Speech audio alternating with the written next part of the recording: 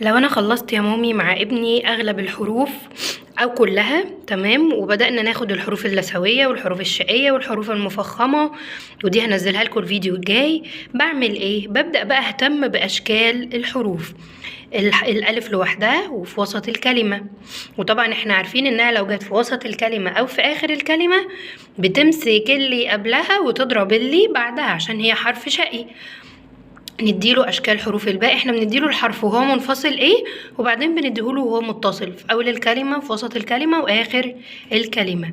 تمام معاكم؟ ديت هي اشكال الحروف لحد الاخر. طبعا يعني في حاجات مشابهه ليها تمام اهيت، ولو حابين اكتب لكم الباقي برضو عرفوني. وان شاء الله الفيديو الجاي بعد ما انزل لكم الحروف المفخمه هننزل بقى كراسي الهمزه وفساتين حرف الهاء واشكال حرف الكاف والتاء. استنوني، ولو عجبكم الفيديو ما تنسوش لايك